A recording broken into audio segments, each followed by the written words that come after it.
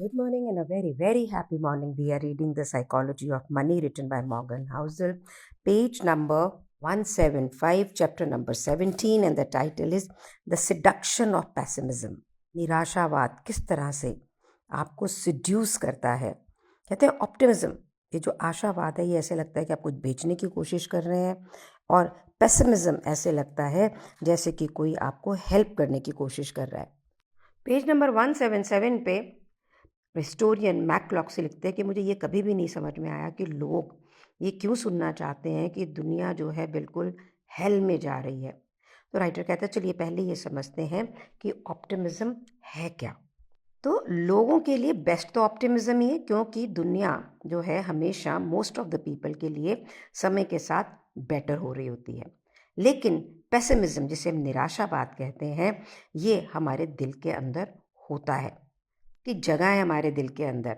ये ऑप्टिमिज्म यानी आशावाद से ज़्यादा कॉमन है, स्मार्टर साउंड करता है, इंटेलेक्चुअली भी कैप्टिवेटिंग भी है, और लोग इस पे ज़्यादा ध्यान देते हैं. तो चलिए ये समझते हैं पहले कि ऑप्टिमिज्म क्या है. रियल आशावाद ऐसा नहीं समझता कि चीज़ें हमेशा ही अच्छा हो गई. ये कॉम्प्लेसेंसी है कि आपको नहीं सब ठीक ही होएगा. ऑप्टिमिज्म एक बिलीफ है कि ज़िंदगी में कितने भी ऑड्स आएँ, गुड आउटकम आपकी ज़िंदगी में ओवर द टाइम आते ही हैं. सेटबैक होंगे लेकिन आप इससे निकल जाएंगे.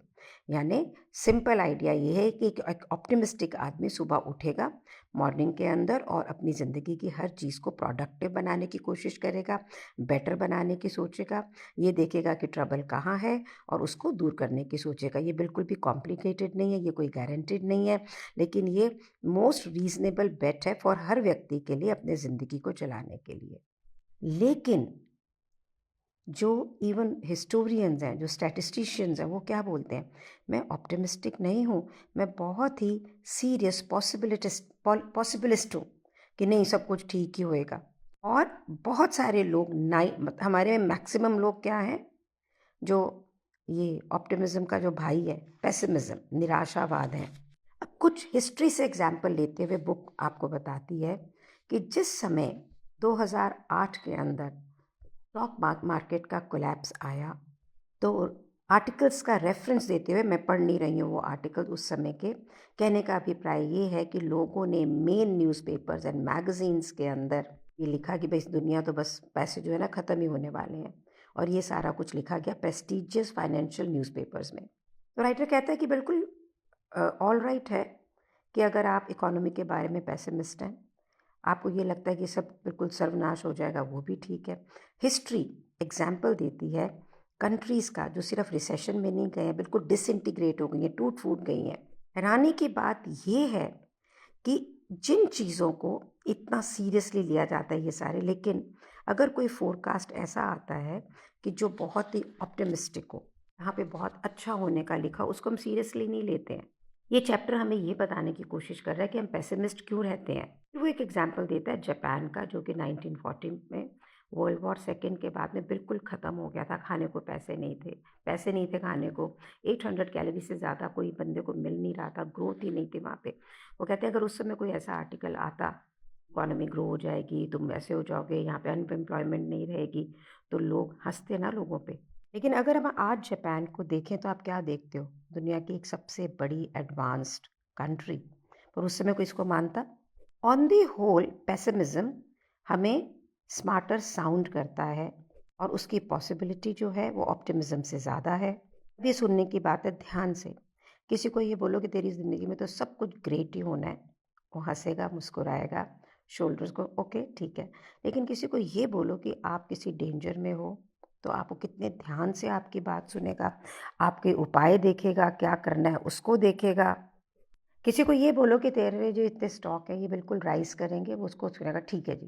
लेकिन किसी को ये बोलो कि अगर ये तेरे स्टॉक सारे ख़त्म होने वाले हैं, वो सारे काम छोड़ के आपकी बात सुनेगा, बिकॉज हम हमेशा एक डिफेंसिव मोड में होते हैं.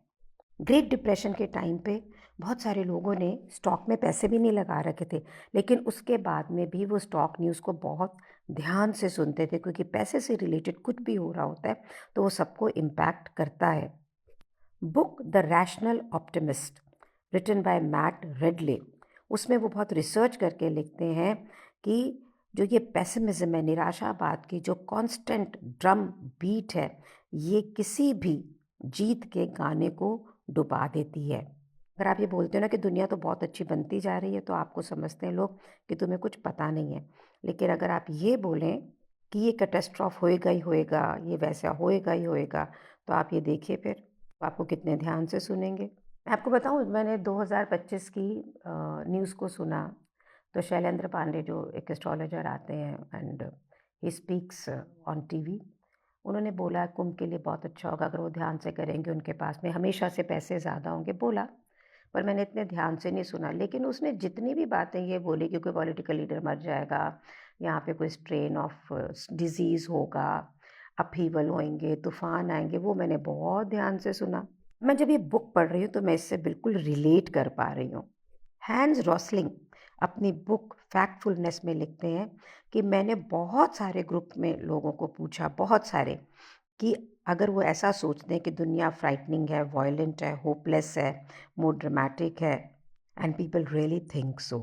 अगर हम ये देखें कि हम इंसानों ने कितनी प्रोग्रेस करी है स्टॉक मार्केट के अंदर, इकोनॉमिक ग्रोथ के अंदर, मेडिकल ब्रेक थ्रूज के अंदर, क्या आपको दुनिया फ्राइटनिंग, वायलेंट एंड होपलेस दिखेगी?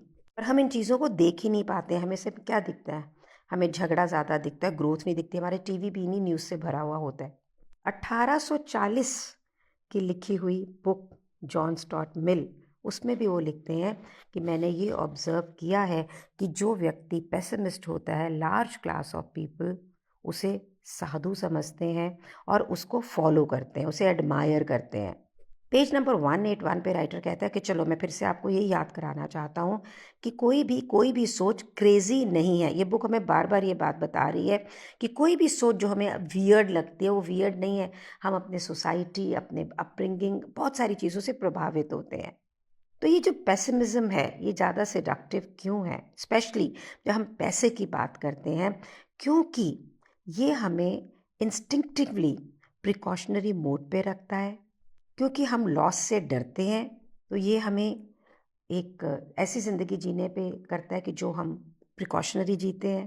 तो कैनामैन लिखते हैं कि अगर हम कंपेयर करें लॉसेस एंड गेन्स को, तो आप ये देखेंगे लॉस करने का जो फियर है, जो थ्रेट है, वो हमें ज़्यादा अर्जेंट लगता है, उसको हम जल्दी मैनेज करना चाहते हैं रादर देन द अपॉर्चुनिटी।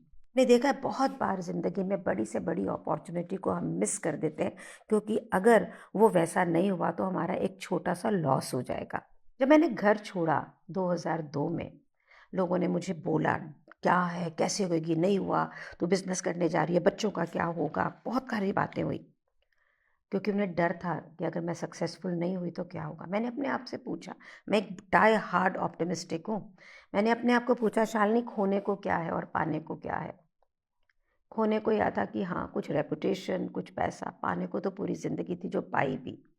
तो लेकिन ये जब मैं पढ़ रही हूँ तो how true this is. Many of my students, many of the women जो बिजनेस करना चाहती हैं पर बहुत सालों साल नहीं करती, कई बार पूरी ज़िंदगी भी नहीं करती हैं, क्योंकि वो डरती हैं कि वो जो थोड़े पैसे उन्होंने घर खर्चे से बचाए हैं वो ख़त्म ना हो जाएं। और पैसे का तो प्रभाव ऐसा है कि अगर किसी एक जने के घर के अंदर पैसा नेगेटिव जाता है तो वो सारे घर को इफ़ेक्ट करता है और हर एक की अटेंशन को लेके आता है। कोई भी तूफान अगर एक शहर में आ रहा है तो वो सारे देश को इम्पैक्ट नहीं करता है, लेकिन अगर इकोनॉमीली हम कहीं पे भी हिलते डुलते हैं तो वो पूरे देश को और रादर सारी दुनिया को इम्पैक्ट कर सकता है। अगर स्टॉक मार्केट में मार्केट अप जा रही होती है तो कोई कम क्वेश्चंस होते हैं कि मार्केट ऊपर क्यों जा रही है, लेकिन अगर मार्केट नीचे जा रही है कितने सारे प्रश्न हम पूछते हैं कि भाई इकोनॉमी ग्रोथ कहाँ पर है, किसने स्क्रू अप किया, क्या पॉलिटिशियन बैड डिसीजन ले रहे हैं, क्या और ड्रॉप होगा? Why decline comes from the worry, चिंता कि आगे क्या होने वाला है। आप स्टॉक ओन नहीं करते हो तो भी आप इसको सुनते हो, तो भी इस पे ध्यान देते हो, क्योंकि आपको ये लगता है कि चाहे मैंने स्टॉक नहीं लिया है but this is impacting the economy. आपको लगता है कहीं मेरे ज़मीन से नीचे धरती ना खिसक जाए। पेज नंबर 182 पे राइटर कहता है कि दो चीज़ें हैं दुनिया में, पैसा और हेल्थ, जो इम्पैक्ट करती है हमको, हम उसमें इंटरेस्टेड हो या ना हो। यहाँ पे एक व्यक्ति का डिसीजन दूसरे व्यक्तियों को इम्पैक्ट करता है। पेसिमिस्ट व्यक्ति या पेसिमिस्ट निराशावाद जो है वो इस चीज़ को नहीं समझता है कि मार्केट अपने आप को किस तरह से अलग ढंग से अडेप्ट कर लेती है। यहाँ पे एक रियल लाइफ एग्जाम्पल दुनिया को देखते हुए बताया है कि 2008 में लेस्टर ब्राउन ने एक आर्टिकल लिखा कि 2030 तक चाइना जो है वो 98 मिलियन बैरल ऑयल यूज़ करेगा, जो कि दुनिया के टोटल प्रोडक्शन से ज़्यादा था। इमीडिएटली उसके बैरल के जो रेट थे, तो पहले $20 पे बिक रहा था, वो $138 पे बिकने लग गया। आयरन लॉ ऑफ इकोनॉमी क्या कहता है? बैड सर्कमस्टेंसेस बहुत कम हैं जो रुकते हैं, टाइम के साथ के अंदर सप्लाई और डिमांड अडेप्ट कर लेती है, एंड जो उसका तरीका है उसे हम प्रिडिक्ट नहीं कर सकते, पर ऐसा होता ही है। इस आर्टिकल के बाद में पूरी दुनिया के अंदर ऑयल के प्रति पर्सपेक्टिव चेंज हो गया। नई लोगों ने इस पे ध्यान दिया, नई ड्रिलिंग टेक्नोलॉजीज आ गई। हमें पहले से पता था कि ऑयल डिपॉजिट्स कहाँ हैं, कैसे हैं, बदला क्या टेक्नोलॉजी। और ये सब क्यों हुआ? क्योंकि एक आर्टिकल 2008 में आया और वहाँ से अमेरिका अकेले खुद ने अपने आप को इक्विप किया कि वो 5 मिलियन बैरल ऑयल के 13 मिलियन बैरल ऑयल 2019 में निकालने लग गया। के दिन वर्ल्ड ऑयल प्रोडक्शन जो है वो 100 मिलियन बैरल पर डे है, जिस 20% more than what brown had assumed. 2008 में जो पेसिमिस्ट एक्स्ट्रापोलेटिंग हुआ ऑयल के बारे में, जो उस वक्त बहुत ही बुरा लग रहा था, एज्यूमिंग कि कुछ गलत होगा, people want to correct the problem, डर लगता है तो सॉल्यूशन आप खोजते हैं उतने ही इक्वल मैग्नीट्यूड पर।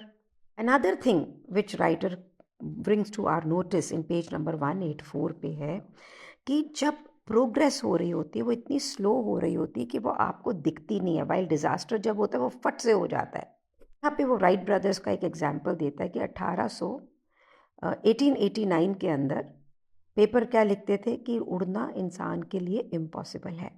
राइटर कहता है कि 20th सेंचुरीज़ की अगर हम इन्वेंशंस को देखें तो एरोप्लेन जो है वो टॉप 5 में आता है, अगर नंबर 1 आप उसको नहीं भी गिने।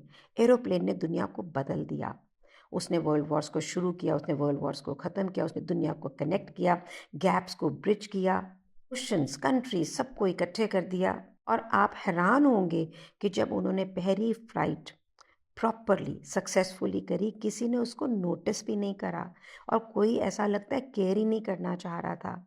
अमेरिकन हिस्टोरियन जो फ्रेडरिक लुइस एलन है, 1952 में वो अपनी बुक में लिखते हैं कि काफ़ी साल निकल गए, poor people really took interest in that aeroplane. Aeroplane पहला बनने के 4.5 साल बाद 1908 के अंदर कुछ एक्सपीरियंस रिपोर्टर्स को भेजा गया ये देखने के लिए कि भाई ये क्या है। फिर ये फैक्ट सामने आया कि भाई हम सच में ह्यूमन बीइंग्स ने उड़ने के सपने को पूरा कर लिया है। पहले इसको एक मिलिट्री वेपन के लिए देखा गया, फिर एक अमीर आदमी के टॉय की तरह देखा गया। किसी ने नहीं सोचा कि एक कमर्शियल फ्रीटर बनेगा, लोगों को यहाँ से वहाँ लेके जाएगा। लेकिन 5 महीने बाद ही, ये लिखने के बाद में 1909 के अंदर जब ये लिखा गया कि कभी भी यूज़ नहीं होगा, 5 महीने के बाद में टुक द फर्स्ट कार्गो। इसको कंपेयर करें अगर हम स्लो अवेकनिंग जो प्रोग्रेस होती है, प्रोग्रेस ग्रोथ कंपाउंडिंग से होती है जो टाइम लगता है, डिस्ट्रक्शन नीचे होती है। अगर आप ये देखें पीछे मुड़ के, अगर आप देखो कि 70% डिक्लाइन हो गया है हार्ट डिजीज से मृत्यु का। में बुक पढ़ने की भी ज़रूरत नहीं है, अगर आप अपना प्रोग्रेस देखें चारों तरफ, टेक्नोलॉजी में, हेल्थ में, हर चीज़ में there is a huge progress. But was it really at one go? It slowly happened. Many of us has not even noticed when it was happening. एक कंपनी की प्रोग्रेस को होने में सालों लग जाते हैं, पर फेलियर रातों रात हो जाता है। अगर स्टॉक मार्केट के अंदर कहीं 40% डिक्लाइन आ गया, उसी वक्त इन्वेस्टिगेशन शुरू हो जाएगी। लेकिन 140% भी गेन हुआ, जो कि ड्यूरेशन ऑफ 6 ईयर्स में हुआ, वो वर्चुअली अननोटिस जाती है। बिल्कुल ठीक है, रेपुटेशन ज़िंदगी में जो हम बनाते हैं सालों साल लग जाते हैं, और एक सिंगल ईमेल, एक सिंगल हरकत उसको बिल्कुल डिस्ट्रॉय कर देती है। ये ज़िंदगी की एक सच्चाई है कि एक शॉर्ट स्ट्रिंग ऑफ निराशावाद प्रिवेल करती है और इसका पावरफुल पुल है, और ऑप्टिमिज्म बिल्कुल अननोटिस्ड चला जाता है। प्रीवियसली इस बुक में हमने पढ़ा, जो मैं पढ़ रही हूँ, दिस इज़ 187 पेज नंबर। हमने पहले यहाँ पे पढ़ा है कि हर चीज़ का एक प्राइस है and you should be willing to pay. आपको आइडेंटिफाई करना है कि जो सफलता मैं चाह रही हूँ उसका प्राइस मुझे क्या पे करना है।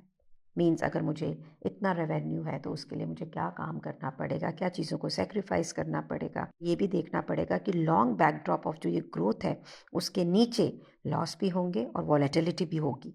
इस चैप्टर के लास्ट में राइटर एक एग्जाम्पल देता है कि 2004 के अंदर स्टीवन हॉकिंस को न्यूयॉर्क टाइम ने इंटरव्यू किया, जिसको 21 साल की उम्र के अंदर एक डिजीज़ ने पैरालाइज्ड छोड़ दिया था, अनेबल टू टॉक।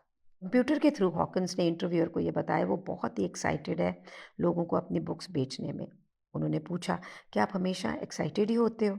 तो उसने बोला कि मेरी तो एक्सपेक्टेशन लाइफ से बिल्कुल ज़ीरो ही हो गई थी जब मैं 21 से था, जब मेरा कोई ये बीमारी हुई। अब लाइफ में हर चीज़ एक बोनस की तरह दिखती है। पेसिमिज्म हमारी एक्सपेक्टेशंस को रिड्यूस कर देता है, गैप को नैरो कर देता है, जहाँ पे हम एक्सपेक्ट करते हैं कुछ पॉसिबल आउटकम जिसके बारे में हम बहुत ग्रेट फील करेंगे। तो एक्सपेक्टिंग कि भाई ये मेरी लाइफ में तो चीज़ें बुरी होनी है, फिर आप क्या होता है, फिर जब अच्छी होती है तो आप प्लेजेंटली सरप्राइज होते हो ना। और ये जो अच्छा हो रहा होता है इसके बारे में क्या आप रियल में ऑप्टिमिस्टिक होते हो? गाइस, ये बुक हमें क्या बताने की कोशिश कर रही है कि लाइफ उतनी बुरी नहीं है जितनी हमें लगती है। प्रोग्रेस हो रही है, दिखती नहीं है। और this book is in relation to money and money impacts everyone. It is trying to tell us that we do not take many of the opportunities because we are scared of losing. That doesn't mean that you gamble or you take unnecessary opportunities. ये सिर्फ ये बता रहा है कि हमारा human behaviour काम कैसे करता है। मालूम है, मैं इसको पढ़ रही हूँ तो मुझे ये पता लग रहा है यार मेरे पास कितना कुछ है, उसके बाद में भी एक डर, एक थ्रेट, एक cautious living is there in my mind for sure. At the age of 65 जिंदगी का एक बहुत प्राइम तो मैं जी चुकी हूँ, उसके बाद में भी मैं पेसिमिस्टिक ऑप्टिमिस्टिक हूँ। और तो भी मुझे लगता है कि बहुत सारे एरिया में पेसिमिज्म है। This is what is making me think that how do I take my life forward. मनन चिंतन करते हैं आप और मैं दोनों मिलकर। Thank you so much for being in my life. Thank you so much.